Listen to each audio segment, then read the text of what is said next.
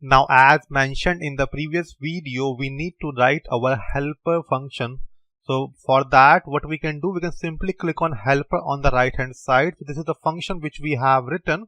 So all these methods are being called from our client side controller here. Okay. So helper dot get expenses, which we have defined here, get expenses.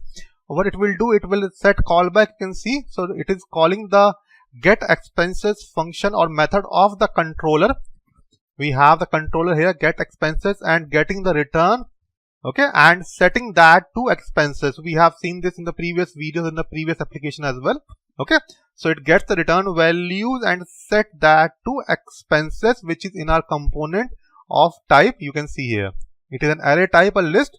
So a list is returned from the controller here, and that is being transferred to this. Now here we are calling another method, update total, and passing that component there.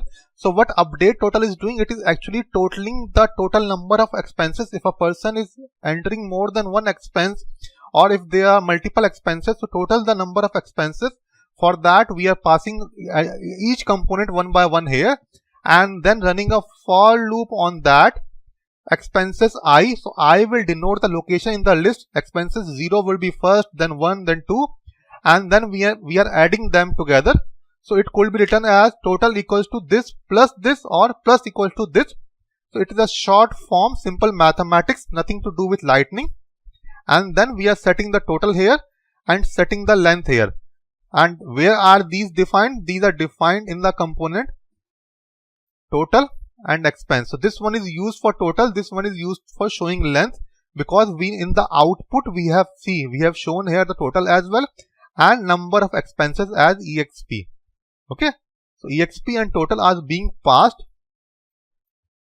One thing which also you need to do, which we have missed, that we need to link the controller, the custom controller, form controller. So in the component we have to specify the controller there.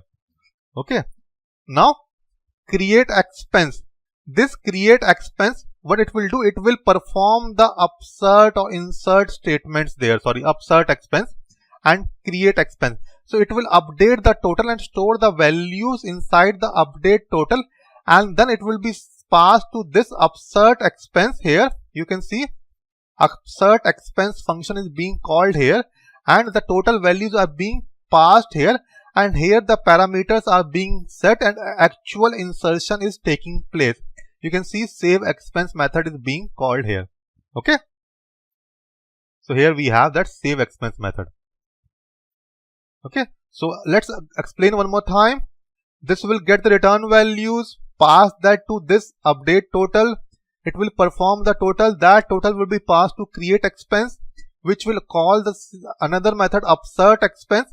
So this is for insert, this is for update and insert, both. Upsert basically, which we have told you in the previous video as well, that when you need to perform both insert and update, so instead of having two statements, Salesforce give you the functionality that you can write them in one as upsert.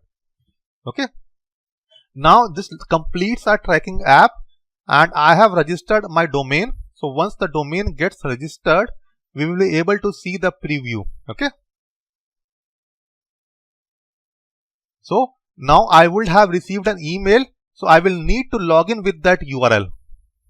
Okay, so the email has been received here. It says that your domain is ready for testing, and we know we need to test and then deploy the domain.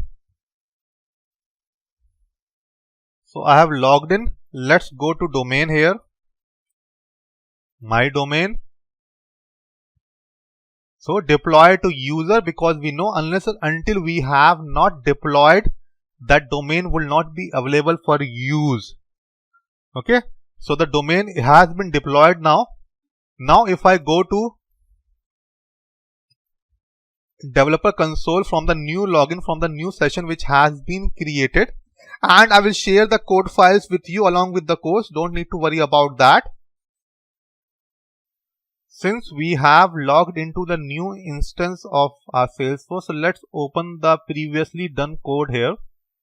Expense, application style, let's open these both.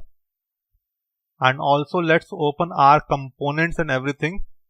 helper controller component style.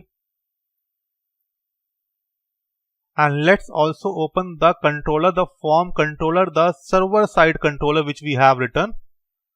And open here. Okay. So all these code which we have written, now we have them back here.